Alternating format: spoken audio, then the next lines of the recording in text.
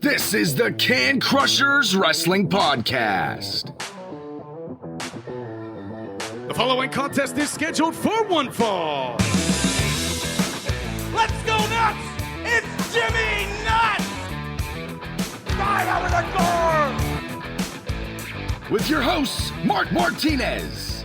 Because I'm the Mark and I'm awesome! The Guru.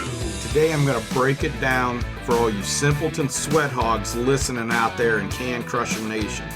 I don't mean to come out here week after week and toot my own horn, but toot. And the English Professor. It is I, the English professor from the County of Kings, speaking the English of the Queen.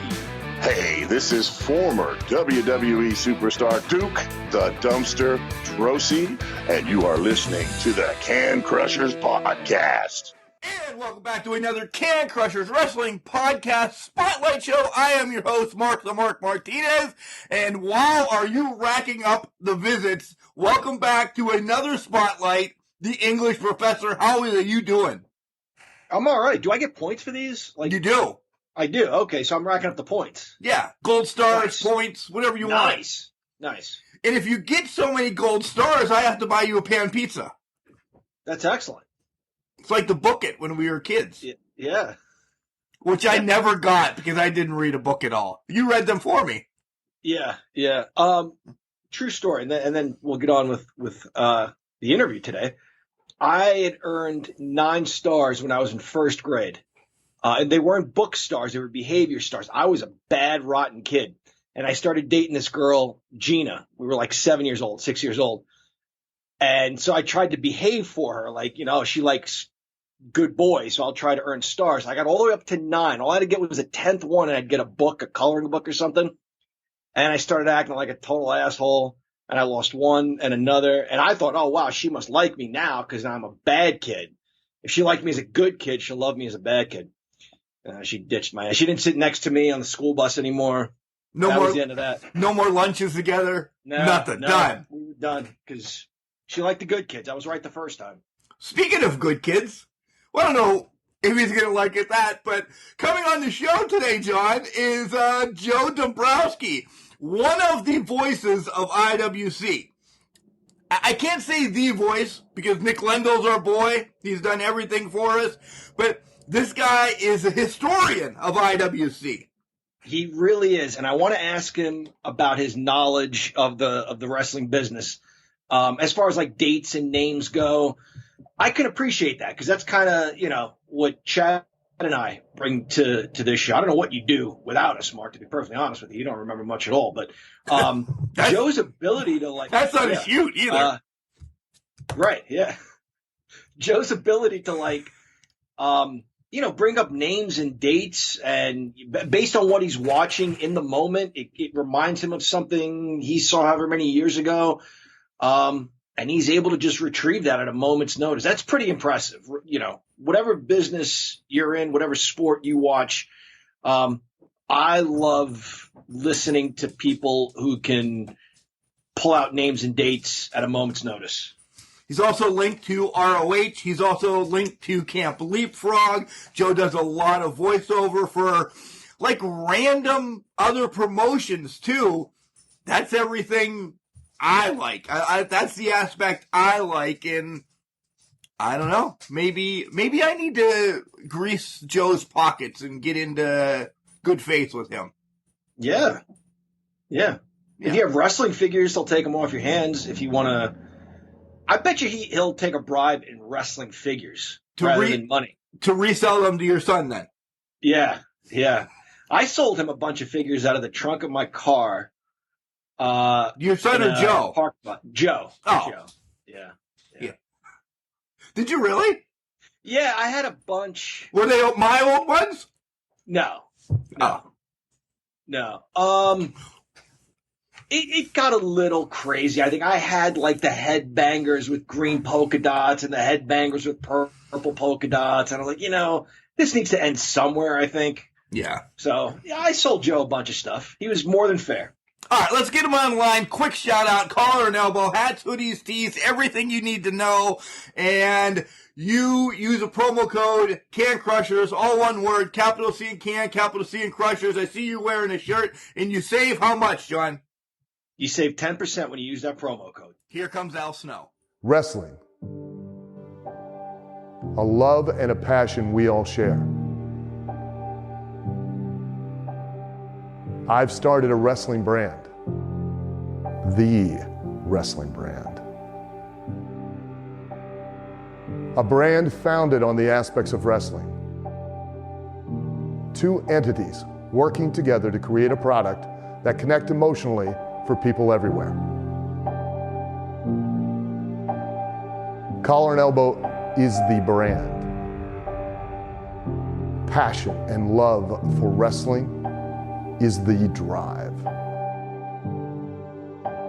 I am Al Snow, and this is Collar and Elbow, the wrestling brand.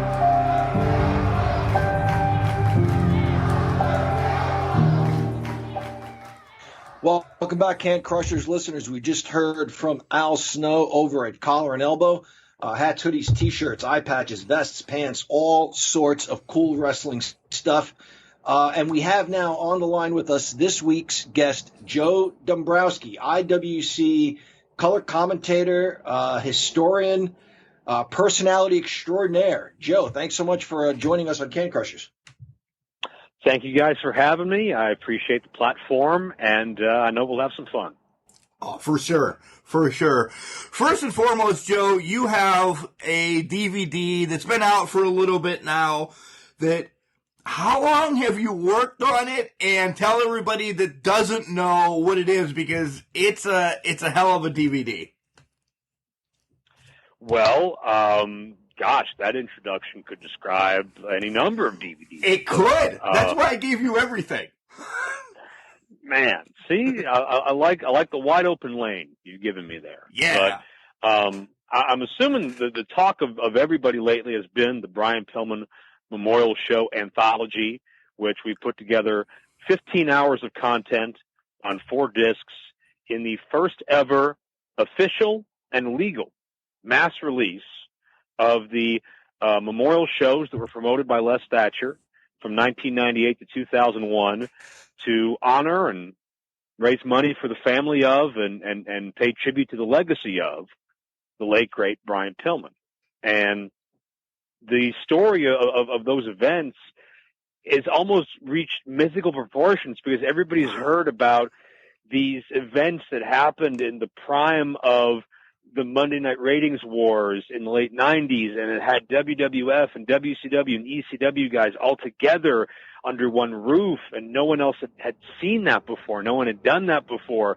And you've got Stone Cold Steve Austin and Eddie Guerrero and Diamond Dallas Page and Shane Douglas and Mark Henry and the Hardy Boys and, you know, all these guys all together, Ric Flair, Kevin Nash, on down the line, as part of these donating their time, flying in on their day off, because that's what the cause and that's what Brian meant to them.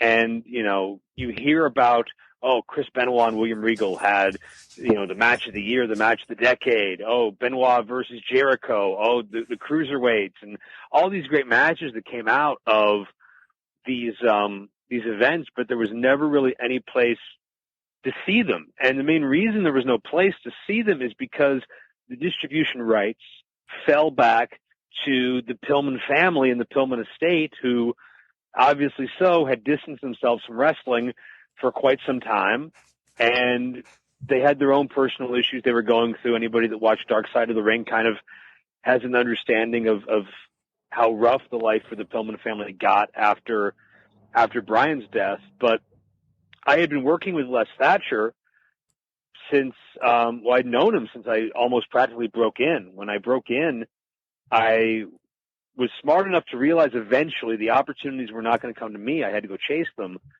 So I wrote an email to the top 25 like power players I could think of in Pennsylvania, Ohio, West Virginia that I didn't know yet. And just to get my name out there, my work out there, and make some connections. And out of those 25 people, only 4 wrote back. And Les was one of them. And we've been in touch ever since. And we've been able to help each other and do some great projects together. And when he had mentioned to me, probably 6 years ago at this point, 7 years ago, that he still had boxes full of the old Heartland Wrestling Association tapes when they were WWF developmental, I jumped at the opportunity to look through those and see all of these rare gems that nobody outside of Cincinnati has ever seen. Some of them were never released. And you've got young John Cena and Jamie Noble and Shannon Moore and Jimmy Yang and Charlie Haas and Umaga and like all the guys that came over from WCW that didn't go right to TV, and, you know, guys from OVW that came through, and the veterans that came in like Raven and Haku and Big Show and Mark Henry. And it was this weird melting pot of just so many different eras and styles. And when I looked through those tapes, I saw the Pillman tapes in there. And that's when Les told me that they were off limits. We couldn't do anything with them without the family.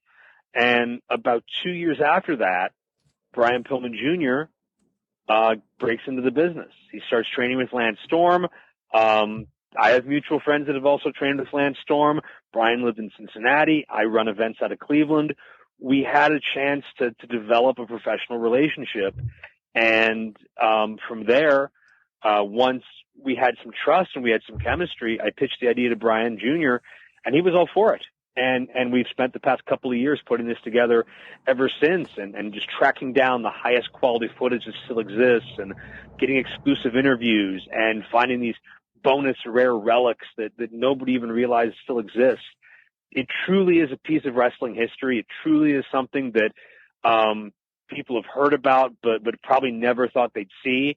And to be able to present it to the masses, especially at this time where Brian Jr.'s career is taking off, where everybody's thinking about Brian Sr. and remembering his legacy, it's insane. It's humbling. It's overwhelming. This has been the highest selling thing I've ever done. I've had to forego any and all other aspects of my life just for the opportunity to keep up with orders. I carry the DVD burner from room to room. I do not have time to just work in my office now. It's literally following me to every room in the house except the bathroom, at least for now. And I'm working, 24/7 practically, it feels like, sleeping 5 hours a night, just filling orders, running this. It's a labor of love. I don't say this to complain. If you order now, I will process it with a smile. It'll be a groggy, droopy smile, but it'll be a smile. But yeah, it's just been off the page, the amount of response. I know Les is surprised, Brian Jr. is surprised, and I'm surprised because we thought it would be big, but I don't think any of us thought or realized how big and just how transcendent that interest is too.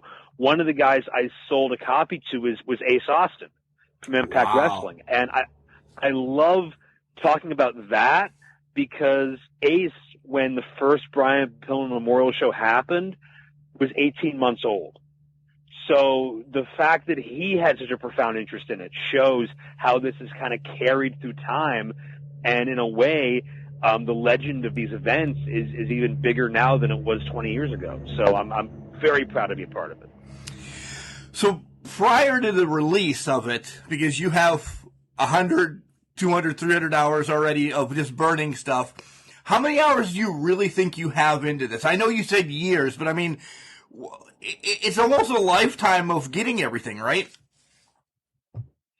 I mean, it's been a lifetime to get myself to this moment, for sure, and just the twists and turns along the way.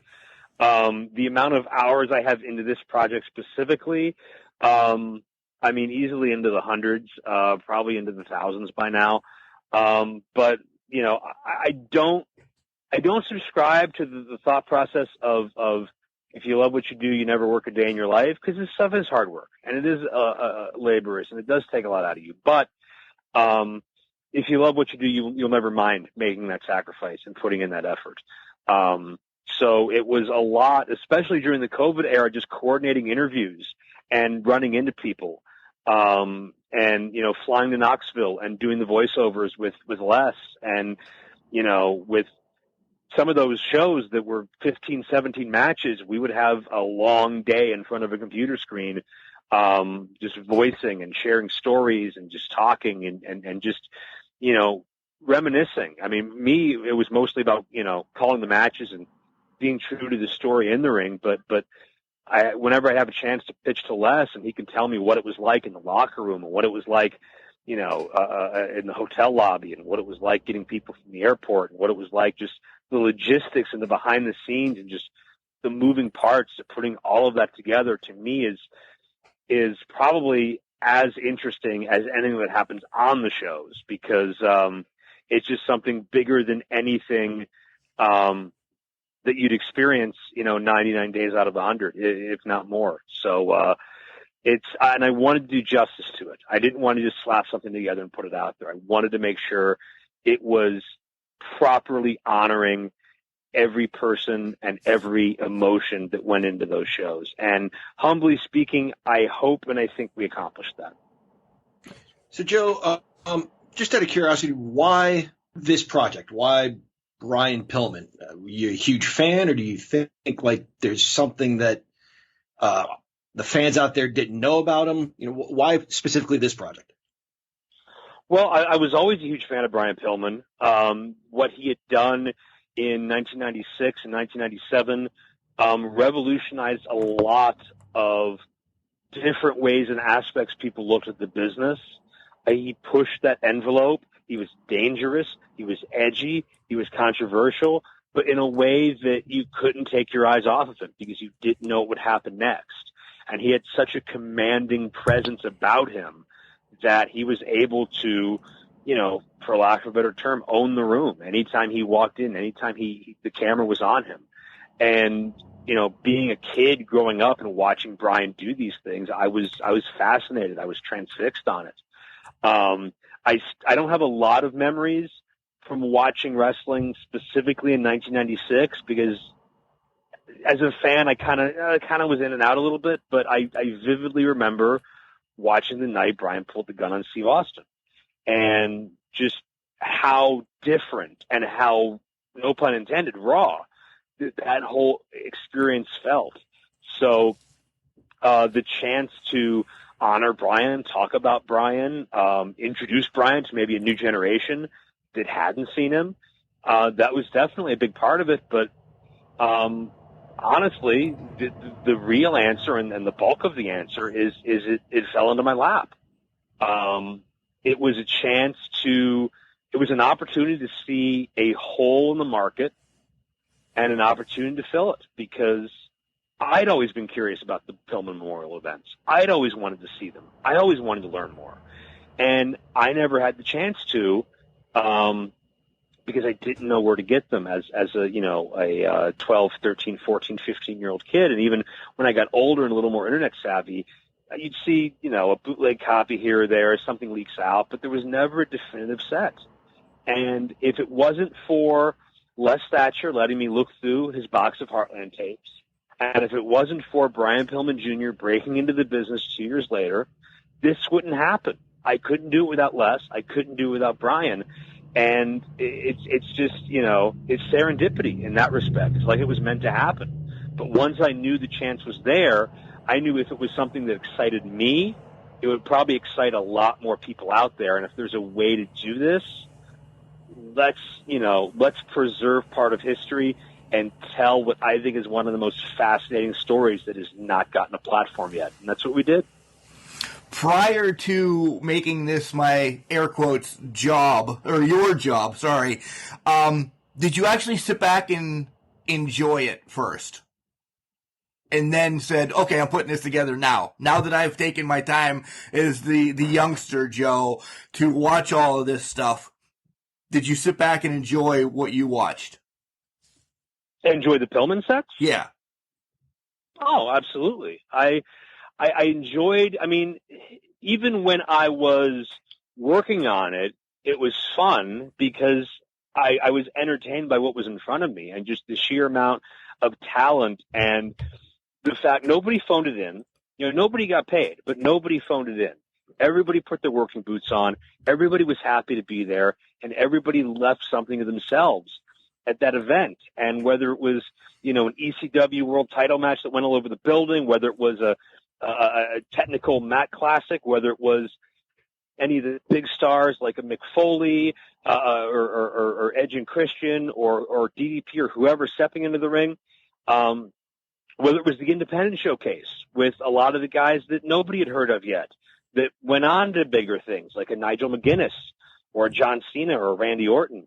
All of those guys showed in what they did and how they carried themselves, how badly they wanted to be there. And that energy is infectious. If the audience can feel it, you're doing something right. And even though I wasn't physically there, I could feel it too. So even when watching through these to kind of proof the audio and video or time things out, whatever the case is, a lot of times I'd find myself just lost in the moments because with a roster that talented, it's hard not to feel that. Yeah. So now with our appetite whet for this collection, why don't you tell us how we can get a hold of this? It's at PillmanShow.com. The entire set for 15 hours is only $29.99, which is an absurdly good deal. We've got a special commemorative poster art print for sale. We've got some Brian Jr. signed 8x10s as well. Of course, it's also available at my official website, joe-dombrowski.com, along with all of my other DVD releases through the years. And my streaming VOD platform is prowrestlинglibrary.com. All of the events and the extras are up there in sections, as well as over 500 hours of other content spanning decades and decades. So feel free to look around. Anybody that has not been to those sites before, isn't completely familiar with me, feel free to look around because there's something for everybody on those sites. But I encourage you guys to, if you have an interest in that era and an interest in the Pillman family or just an interest in history, I implore everybody to check out PillmanShow.com. So let's do the rewind and get to know Joe, because we know Joe as the voice of historian, everything IWC from Pittsburgh. Joe, how did you find wrestling as a youngster? Was it mom, dad, Uncle Joe? Who said, this is the greatest thing in the world and you need to watch it? I don't have a vivid memory of anyone watching it before I found it. The way I remember it is, I don't know if I was channel surfing or if it just happened to be on and I sat down, but I just remember finding it accidentally. And my earliest memory of wrestling, I'm pretty sure this is the first thing I saw. If it's not, it's my earliest cognizant memory of it, is just an interview segment with Andre the Giant and Bobby Heenan. And I remember Andre, I think, squeezing Bobby Heenan's hand on a handshake and Heenan just, over the moon in pain. And that was the earliest thing I can recall. And I don't know what about it hooked me, but, from there, just seeing the action and the personalities and the vibrant colors. And obviously in 1990, 1991, it was a much more, geared towards children product. So it was tailor-made for me at that point. I didn't know what this other world was, but it absolutely captured my attention. And here we are 30 years later, and I'm still as deep in it as ever. You're extremely deep into it, but go ahead, John. Joe, Mark and I will watch pretty much any era. I mean, I can remember we picked up VHS tapes back in the day of like stuff from the 40s and 50s. You seem to have a knowledge that goes pretty far back, and Mark and I are probably only just a few years older than you. You seem to have a knowledge of that sort of stuff that was in our wheelhouse, but we've heard you discuss Bruno. Do you go back and watch old matches a lot? Where does this knowledge and this, I guess, fascination with the history of wrestling come from? Well, I mean, so much of it's just experiencing it, and so much of it is, whether it was going to Blockbuster Video and renting a VHS tape, or whether it was finding an old, Territory VHS tape in a store in a mall, or, an old stream on the internet. When I was younger, when I was a kid, you look back and we take everything for granted today, but I could only watch wrestling when it was on TV. I only got, whatever it was, 3 hours of WWF a week. WCW I wasn't as closely into until later. And that was it, except for the VHS tapes I would wear out and the action figures I had and just all the merchandise. And I always had a craving for more. And that's one thing I think is a little sad that today's fan doesn't have, because they have instant gratification. There's never a craving for more. There's never an anticipation of, oh, man, I can't wait for next Monday night. Oh, I can't wait for this pay-per-view. I can't wait to watch what happens next, because if you're jonesing, you can find literally 10,000 hours of wrestling anywhere. That spark is missing today, and I don't know how much that affects the modern day fan base versus how I looked at the business. But if I saw a tape, I had to have it. If I saw an independent show on TV, I had to watch it. And a lot of that is how I discovered territories. I didn't know what territories were, but I was definitely a 5 to 6 year old kid trying to figure out, who is this Jerry Lawler guy? And why does he get to wrestle Hulk and Macho and Bundy and Rick Rude and all these guys that I'm very familiar with? And this was probably 6 months to a year before Jerry Lawler even went to the WWF. So, I was fascinated with Memphis wrestling, and I think there was a little, Houston wrestling, San Antonio wrestling, Mid-South wrestling on this series of tapes, which was always referred to as the missing matches. And they would show the old territory era footage. And that's why my present-day releases of AJ Styles and Samoa Joe are called the missing matches, an homage to that set. Because that's what really exposed me to the history of wrestling beyond WWF, beyond WCW.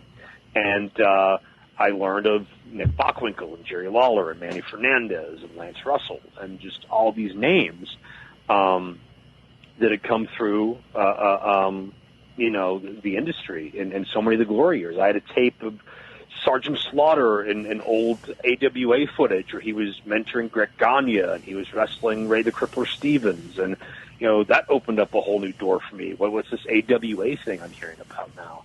And by this time, all these promotions are dead and buried, but I wanted to learn. I wanted to learn more. I wanted to find more. And at this point, there was very, very scarce footage that you could acquire. So that's what started the hunger, and that's what started the interest, and it kept growing from there. And to me now, I think it's part of doing your job well, understanding the past and what parts you can learn from and what parts need to stay in the past, and how that can help shape where we're going in the future. Joe, Mark has that exact same tape, the Sergeant Slaughter tape, like where he wrestles Ray the Crippler Stevens and trains Greg Gagne. You got that autographed, Mark, right? I did. By Sarge, yeah. I did it was it a Kmart in Bradford, Pennsylvania? Was he Ames. there? Ames. Again, dating us even more. Yes, it is Ames. Yep. Same tape, and now it's in my house. So that's a good one, Joe. So last summer, late last summer, my son and I went to IWC Drive-In. It was in the midst of COVID. Fans that don't know, you could watch. You pull your car up to the matches, and you sit in your car, and you tune your radio to the station that's airing IWC, and you can listen to Joe call the matches on your radio while you watch them from the safety of your own vehicle. And when Cole Carter came out, I remember saying to my son, this kid looks like he walked out of 1985. And I didn't even know what I really meant by that. And my son said, what do you mean? And no sooner does he ask me, what do you mean? Then you said, this kid has Von Erich good looks. And I'm like, that's what I mean. That was what I was trying to say. Do you kind of bring that to the table, or does that something like that occur to you in the moment? Like, holy cow, that guy kind of looks like Kevin a little bit. It struck me the moment I looked at him.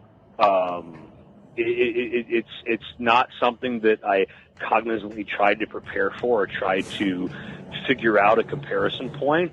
He, especially with the haircut at the time and just the wide smile and just the simple country boy, Southern hospitality, even though he's only from West Virginia and not Denton County, Texas, but just that is stereotypical, good old all-American, milk drinking good guy. and that's what Cole Carter strikes me as. And if you want to look deeper and compare it to the Von Erichs, you can easily say he's got the star potential of David. He's got the body of Kerry. He's got the athleticism of Kevin. He's got the youthful exuberance of Mike. He's got all of these different elements that, to me, personified the Von Erichs. And I don't think he's a Von Erich. I haven't gotten the Maury Povich blood test done yet to actually prove that. But, man, he might as well be in every good way possible. And that's just somebody who, wrestling's about attractions, and wrestling is it's a cosmetic business, and it's about how do you get people emotionally invested, and how do you sell tickets? And Cole Carter is a guy who's put in the work on his body. He's put in the work in the dojo and the gym, and he's put in the effort to learn this craft and to travel and to jump in cars. What he's done in Jacksonville with AEW, what he's done in Chicago with AAW, and I know the bookings keep continuing. So Cole has a mighty big opportunity, and has had several opportunities, and will have several more, which is, it can be astounding and so cripplingly stressful for somebody that young, who literally just turned 21 years of age. But he's handled it with poise. He's handled it with a focus and a maturity, and he knows, what he needs to do to get the job done. And I think Cole Carter is a name that, and a face that a lot of people are going to see on a very big level within the next probably 3 years. Yeah, for sure. Joe, rewinding once again a little bit, how do you get into the business and start your own, promotion and everything? What was that deciding factor after collecting your monstrosity of videotapes as a child to go and, you know what?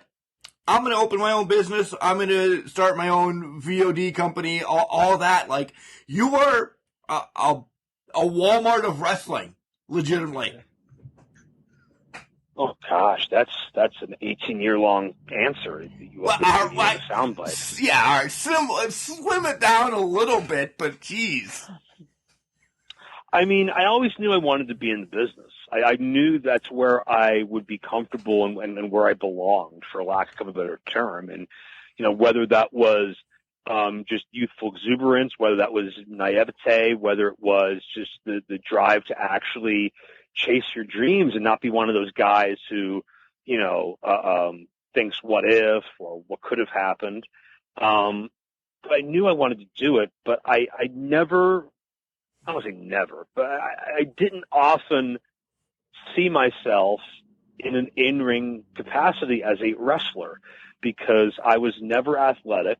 I was never really in great shape. I was never really the most coordinated or confident. I always felt that my best gifts, if I had them, were mental and verbal. So I didn't know if that would see myself become a ring announcer or a commentator or a manager or a referee or behind the scenes or whatever the case would have been. I didn't have a specific plan in that regard.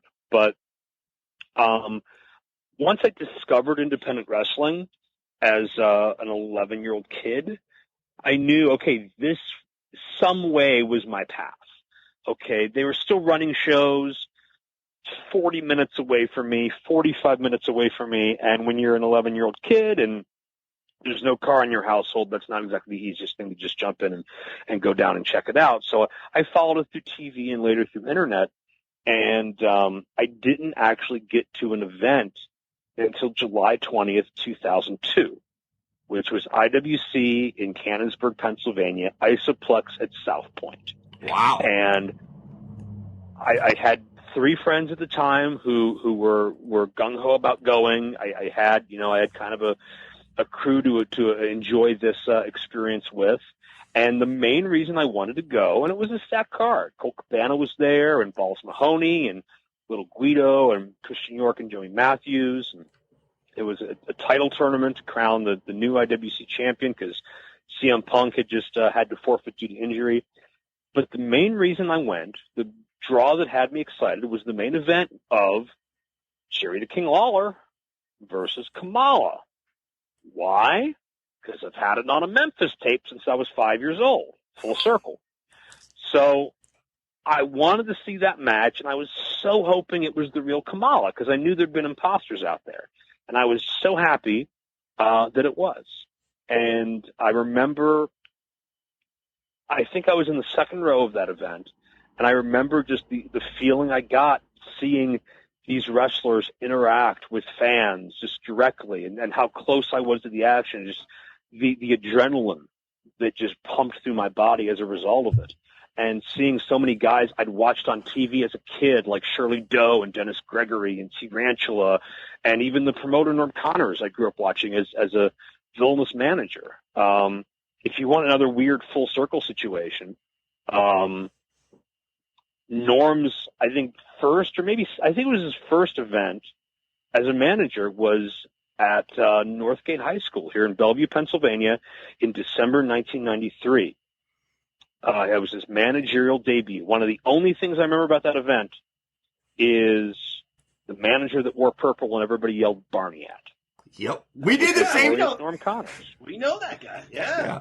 So Norm debuts in Northgate High School in 1993. Fast forward 9 years later, I'm buying a ticket to go to his event, IWC. I'm fixated.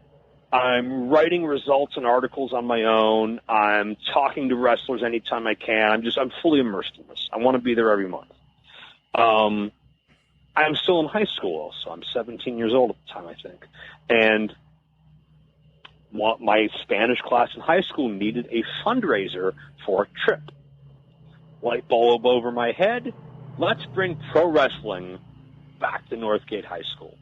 So on January 2003, I brought Norm back to Northgate High School with IWC. We did a whole event. We made some money. We had some good times.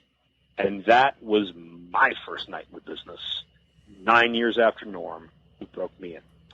So that's one of those, again, serendipitous things. And from there, it was commentary. It was writing for .com. It was whatever I could do. And to abbreviate the second part of the answer to this question, where the streaming service comes from and the producing television and running promotions and all of that, it was you have to always challenge yourself. You have to always look for what's next. You have to always look for what's on the higher plateau. I can make so much money doing one job, but I can multiply that if I have 6 jobs, if I have 8 jobs, if I have supplementary income coming in through the mail, if I have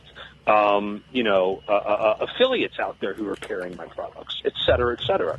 It just became make the business work for you rather than you working for the business. How can I put myself in a position to have as many revenue streams as possible to make this viable income, to make this something that can be a dream realized?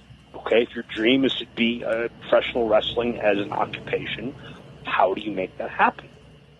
And that's where most of these ideas manifest. It's part love of the game. It's part expand your horizons. It's part fun. It's part challenge. But the end goal is to be able to sustain and make that a positive revenue stream and do good business. Because because one of my favorite quotes ever, Paul London said it. I'm sure he got it from somebody else. I'm sure it's gone through the years. But if you're going to build a house, you need a full set of tools in your toolbox. And every skill you acquire in wrestling is a new tool that gets placed in that toolbox. So if you try to build a house with just a socket wrench, you're not going to be very good. You're not going to have that foundation. You're not going to have the strength to it. But if you've got every tool you need, you can build whatever you want. You can create whatever you want. And I think that's what wrestling is about. It's about creating your brand and your identity to how you see fit and how the audience will support it. And that's what I tried to do, even though not being a wrestler and not having the same fanfare and buzz, etc. But it was always the goal. And I've just always been the type of person, when it comes to this business, to look for a new hill to climb. And that's why I have done such a ridiculous amount of things, and I continue to do those things.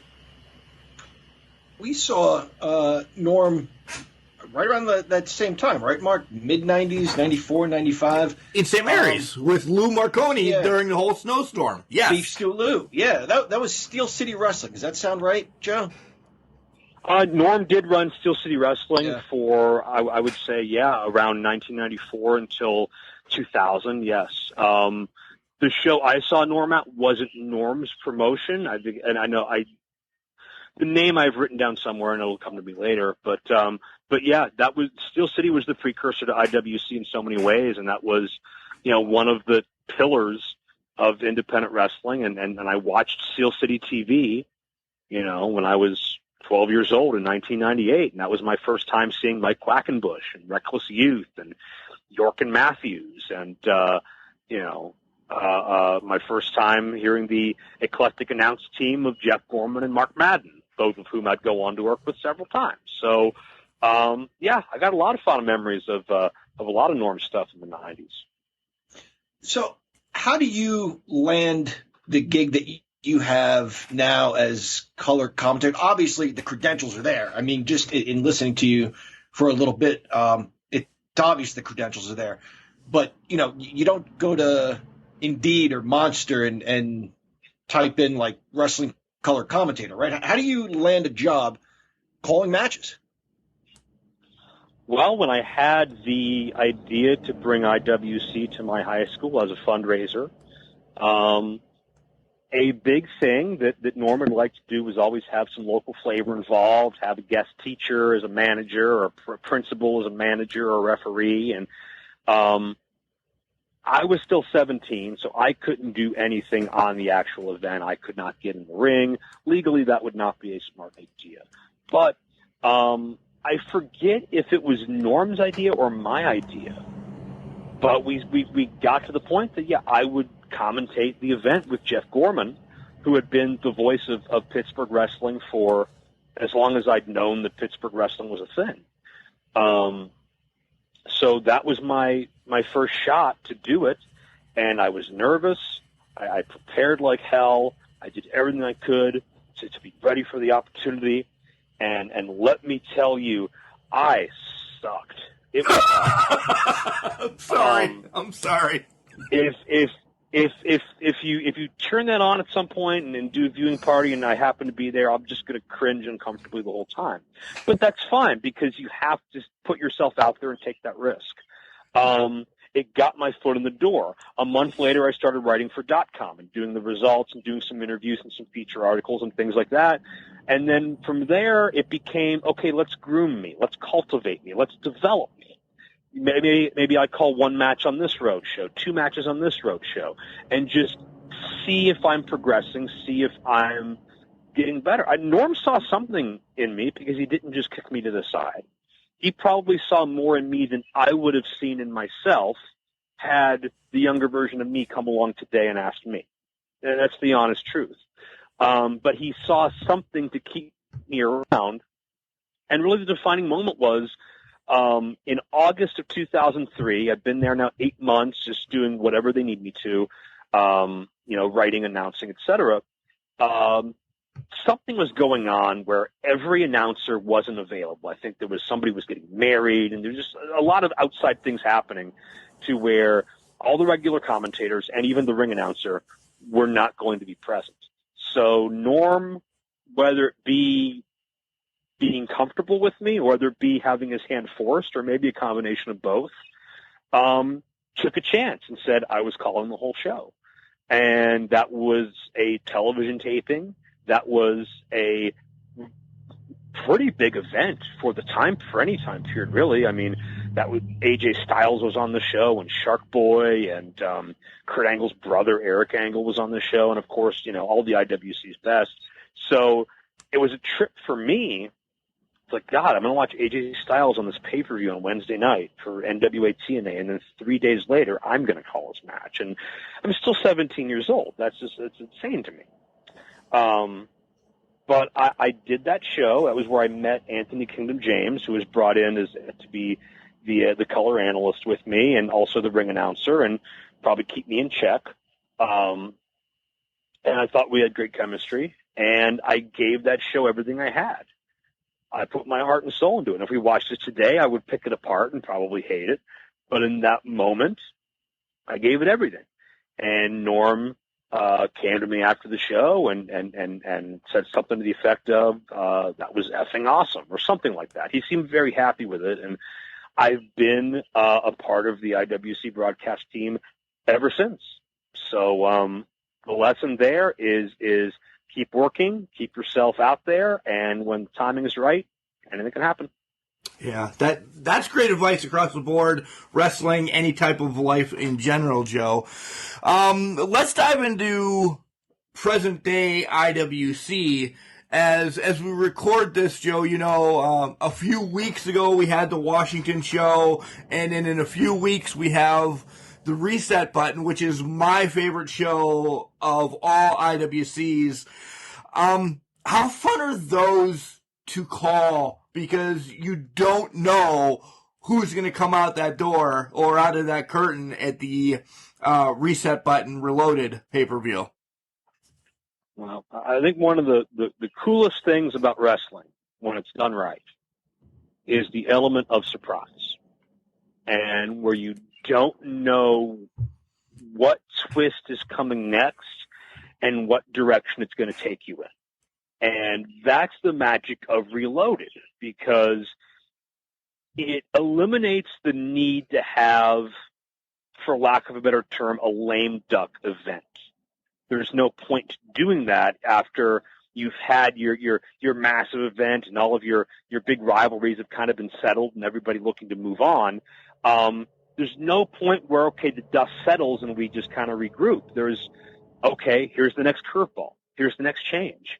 And the fact that we've seen the Reset Button pop up on people like the Sandman and people like Shane Douglas and people like Hurricane Helms and Al Snow and even, ring announcer Dave Kitch, even some of the referees, it shows you just, you can't ever take anything for granted. You don't know who's going to show up, and you don't know how they're going to show up. And I think what makes great television and great stories is also how the talent reacts to those curveballs. And you get to see them, some in their element, some very much out of their element, have to roll with those punches. So in a business predicated on unpredictability, it is unpredictability in maybe the purest form you can get right now, even in the day of the internet, even in the day of rumor and innuendo everywhere. You just never know. And that's why Reloaded always excites me. And I expect much more of the same on June 12th. I've already heard some of the talents that have entered their names in, that intend to be in the locker room and will be in the Reset Button system, hoping that it will land on them. And they are, to be quite frank and to say the least, some of these names I never thought I would see in the Cork Time Sports Center. But they'll be there, and if luck has it, you guys will be able to see them too. And I can't even imagine what will happen if they wind up confronting some of IWC's finest. That's a hell of a teaser right there. I'm excited. Just Joe knows how to work it. Instantly knows how to work it. I can't wait now. Joe, we love the promotion. We really do. You mentioned earlier there was a point you weren't watching a lot of wrestling, maybe mid to late 90s. We've all kind of gone through that same thing. That was the same point where I really wasn't watching too much. And it was, as I mentioned to you one time when I met you, it was the independence that brought me back. Taking my kid and going with Mark to see IWC, to see big time wrestling. What drew us in was, hey, you can come meet Ric Flair, you can come meet Kevin Nash. That was all fine and good. The matches were fantastic, and it's what I missed about pro wrestling. And I remember you saying to me, well, you picked two good ones to kind of start watching, meaning big time wrestling and IWC. I know you work there, but trying to be objective, where do you rank that as an independent promotion, whether in the immediate area, whether across the country? Where would you rank IWC? Well, I mean, quite frankly, I would rank IWC as the best in the area because I wouldn't want to work with a promotion I didn't believe in and a product that wouldn't excite me and bring out the best in me. And there's a lot of great talent in Pittsburgh and the surrounding areas, and there's a lot of young up and coming talents that I think have a world of potential that aren't in IWC, and one day I hope they will be.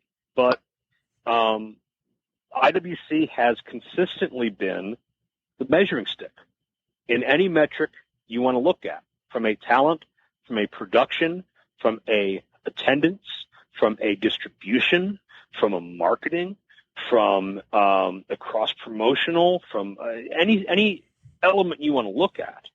I mean, hell, IWC I think just got a little love today on the Mark Madden show. I was told on the X. Mark was talking about Sammy Guevara, and whenever Mark talks about Sammy Guevara, he mentions that he met Sammy when Sammy was about 19 or 20. Because Mark and I called one of Sammy's matches in IWC back in the day. So as far as brands in this area, it's number one with a bullet. I do think IWC is very underrated in a national scale. I think there's a lot of independent promotions that get more attention and have an inferior product or have problem areas that need to be ironed out. And I don't really know why that's the case. And this is honestly a question that I've asked myself and has been debated for a long time, even dating back to the Norm era. But I think when you look at the talent now and guys like Andrew Palace and The Culmination and Money Shot, Cole Carter, Spencer Slade, The Main Event, Katie Arquette, Ray Lynn, et cetera, you look at those talents and how they are breaking out and branching out, and I don't think there's been a healthier time for Pittsburgh and surrounding area-based talents who are hitting that cusp and hitting that next level all at the same time. And it kind of, reminds me of back in the day when you would see Punk and Cabana and Hero and Jimmy Jacobs and Alex Shelley and all these guys come out of the Midwest all at once, and it became a hot spot people wanted to be. I hope that Pittsburgh becomes that. I hope Pittsburgh can be a destination location for so many talents and for so many fans in their eyeballs, because I think we've got the talent. I think we've got the history to back us up, the drive of the talent roster and the management. Sometimes it's luck and timing, and a little bit of magic pixie dust sprinkled on top. But I think there's a lot of talent that deserve to have a lot more eyes put on them. It's only a matter of time before it happens, and I hope that happens, at least in part, in IWC. Mark and I used to go to a lot of independents, late 90s, and there would be shows with matches that just blew the roof off the house. But then at the end, you're left satisfied. You enjoyed the matches. But there wasn't a reason necessarily to go back. And here's what I'm getting at is that IWC was one of the first, maybe the first, and I'm sure other independents are doing it, but it was the first independent for me where they were a little gutsy in that they gave you storylines. So in other words, there were other independents that tried to be all things to all people for one night. You enjoyed your night out. Now you get to go home. Well, why do I want to come back? I don't.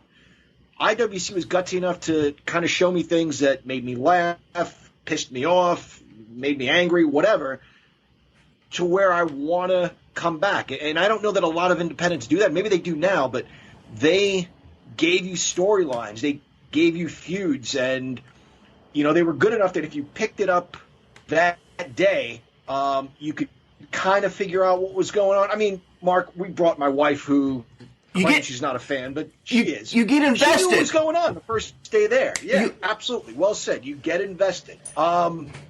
Is that a little bit of everybody? Is that somebody coming to Justin and saying, hey, here's what I have in mind? Are Justin and Jenny just that brilliant and kind of Jenny is at putting some of these stories together that we see? Well, I mean, everybody knows that Jenny is the true power player in the IWC operation. Justin is actually just a very lifelike sock puppet. Thank you. Not a lot of people realize that. He's animatronic, and, he says a certain amount of fun phrases, but it's up to Jenny to reprogram him every single night. I think wrestling is at its best when it's collaborative. I think you can't put the onus on any one person or even any small group of people as being the geniuses or brain trust behind any great idea that we've seen in the business, or any great era, I should say. Because to me, the magic is always letting the talent be themselves and letting that personality shine through. And nobody can tell any given talent how to be themselves better than they know. I mean, excuse me, can you imagine some stuffy guy in a suit telling Jock Sampson how to be Jock Sampson? That's not possible. No. That's not going to happen. So, it's important to have that direction and that focus and to be able to tell those stories that evolve from these personalities, because personal issues will always sell tickets and personal issues will always be relatable. And as an announcer, that's what I try to do. I try to make sure that everybody watching understands why this match is happening, how we got here, what everybody hopes to gain from it, and to just try to keep the pace with all of the ebb and flow that happens in between. I'm not going to be somebody that is there to get himself over, or I'm there to drop the F-bomb 5 or 6 times, or tell a bunch of cheap jokes to have the locker room laugh at me. It's not what the job is. If anybody thinks it is, stay home. You have to have a respect and an appreciation for what those men and women are doing. And you have to understand them. You have to understand them not only as competitors, but as personalities. Because to me, commentary is very much an amateur psychology lesson, because I need to get inside the skull of every single person in that ring. Because I need to tell you not just what they're doing, but how and why, and where they hope to what they hope to achieve from that. And I'm very happy that you guys have said IWC was one of the first to bring that to the forefront, because some people don't understand. And the dream match booking mentality, it works for some people. I'm not knocking it. Every audience is different. But to me, you need that emotional investment, and you hit the nail on the head because you need that reason to come back. Wrestling is a question. And as soon as you answer that question, there better be another question coming, because it is episodic in nature, and you do have to care if Wrestler X wins his championship, if Wrestler Y gets revenge for how he's been wronged. And, it's harder to do some places than others. But I always think IWC, for the most part, has done a great job of showcasing these personalities, and capitalizing on it when something hits, when something strikes. And you can't do that without so much of the right people in place: production, website, management, talent, etc. We're all working together. It takes everybody within the company to make that magic happen. And when it does, it's wrestling done right. Yeah, IWC Wrestling Done Right. Joe, I want to thank you for spending time on the show with us, but I want to give you the props to, one more time, give everybody your websites and talk about, because we can go on for hours and talk more about your DVDs, but that's just a teaser, so we have to have you back on, because you have a Virgil DVD, you have the Air AJ Styles, you have a ton, and then you do so much more at events as well, because you're making tons of money from John's son selling wrestling figures every show. So you're a busy man. I try to be. Well, that's what it's all about, guys. It's all about what's next, right? We've left it to be continued. So even here in the podcast world, we've left people with a hook, and they'll have to come back, right? Right. Absolutely. Yeah. So, all right. I want everybody to check out joe-dombrowski.com for all of my DVD releases and trailers, most of my event history, a lot of more information about me than any sane human would ever need on that website. I guarantee. And some great merchandise too. AJ Styles, Samoa Joe, old Heartland footage, all the Johnny Gargano TV footage we did when he was just a teenager. So much cool stuff on there. No matter what kind of fan you are, I think you'll find something that tickles you. ProWrestlingLibrary.com is basically the digital version of all of that. We have 500 plus hours, and from documentaries to independent events to rare exclusives, you get a little bit of everything on both of those sites. And of course, PillmanShow.com is the website that is driving me to sleepless nights, but in a good way, where you can pick up the Brian Pillman Memorial Event Anthology DVD set and a nice autographed 8x10, maybe an art print too, and read up on some of the most historic events that were lost to time until I saved them. I can't take full credit. I 33% saved them with Les and Brian Jr. But I appreciate anybody that checks those out. I appreciate anybody that supports what they like. If you don't like those sites, I implore you to find what you do enjoy. Support that, because that's how the business grows. You vote with your dollar. You vote with your voice, but especially you vote with your dollar, because that's what makes the world go round. So as long as you support what you do like instead of trying to tear down what you don't, the business will continue to thrive and do good things.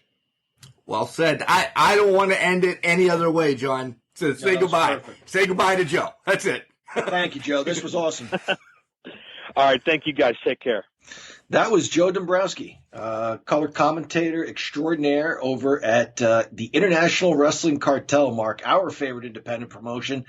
Joe is really knowledgeable. Kind of, what we hear when he does color commentary. It was great to dig a little deeper. But it's clear the guy is intelligent, very knowledgeable, loves this weird and wacky business of pro wrestling. You should probably go hang out at his house so you guys can gush over your VCR tapes. See, I knew there was somebody else out there that had VCR tapes. It wasn't just me. Well, we know that Potter does too. Bobby Williams, we know him as Potter. Yeah. So the three of you could go to Olive Garden together and enjoy. Exchange VCR tapes, just like the old days. Yeah. One thing that stands out to me from this interview, I just had a feeling Justin's arms got too big too fast. He's a robot. Right. I love that he said he's pretty much a sock puppet. At least we finally got that bit. If anything else, I'm kidding about this, but if anything else I use about Joe Dombrowski's interview is I'm clipping that bit, and that will be played over and over, how Jenny runs IWC. That's it. I've been saying it, you've been saying it, Soup's been saying it, everybody's been saying it for years now. This is the guy that has the inside information. Joe, Yeah. So evidently, and he's not scared to say it. Like, yeah, we love Nick Lendl. You know, his color commentary partner. Lendl, you know, still young in the business, didn't kind of want to step on any toe. Joe's just, nope, Plummer's a bum. Yeah. And apparently there was another Plummer, a smaller version, the robot, that must have been traded in for this bigger, stronger looking version. Right. Is what I gathered. Yeah. Yeah. In any event, Jenny calls the shots. We knew that.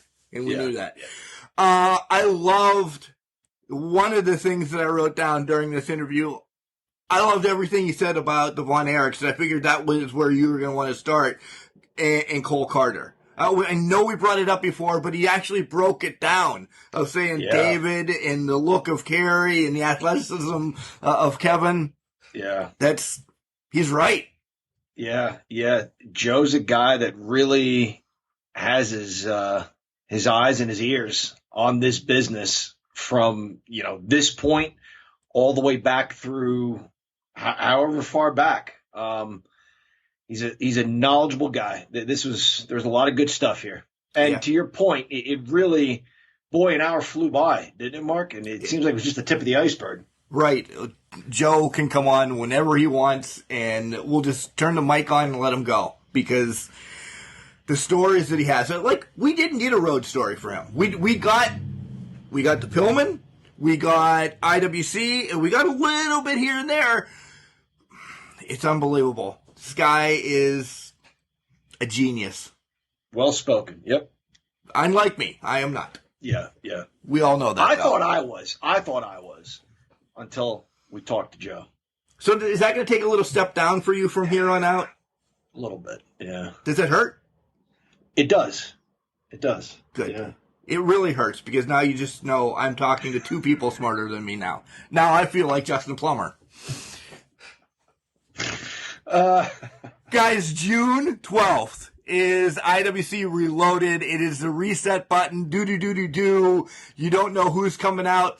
I thought he was going to leak a name. I thought he was going to say, hey, you know, somebody. Nope. He knows who's going to be in that locker room. It's unbelievable. Yeah, he has an idea. This particular event is a lot of fun. Listeners, if you've never attended an IWC event, this is the perfect one to start attending. If you live in the Pittsburgh area, Western Pennsylvania, parts of West Virginia, it's worth the trip. It really is. There's always a surprise. You never know who's going to come out there to challenge for a championship. It's a lot of fun. It really is. And if you don't live in the area, it's the IWC network for only $9.99. If you don't want to do the month and you only want to buy this event, it's roughly about $15. You can buy the event, watch it home, you know, throw it up on your computer, stream it over to your TV, however you want to. Let me tell you, if you just buy one event, you're going to be like, I can't wait to subscribe for $9.99 a month. And if you haven't watched any yet, watch a Reloaded from 2 years ago or 3 years ago. You'll understand, and you'll want to make the trip. Yeah. You know, we talked about how gutsy IWC has been and is, and the fact that you're not just going to an independent show that's going to showcase some great athletes. And as Joe said, well, what makes you want to come back?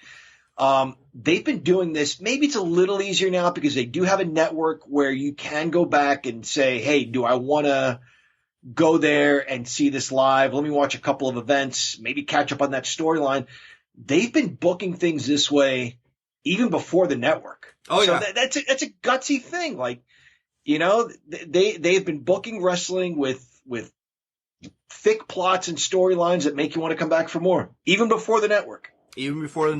Wonderful interview. Once again, thank you to Joe for stopping by Can Crushers for a while. Go support him, support everything he does, support IWC, support Can Crushers, and remember, John, just because you're trash, it doesn't mean you can't do great things. It's called a garbage can, not a garbage cannot.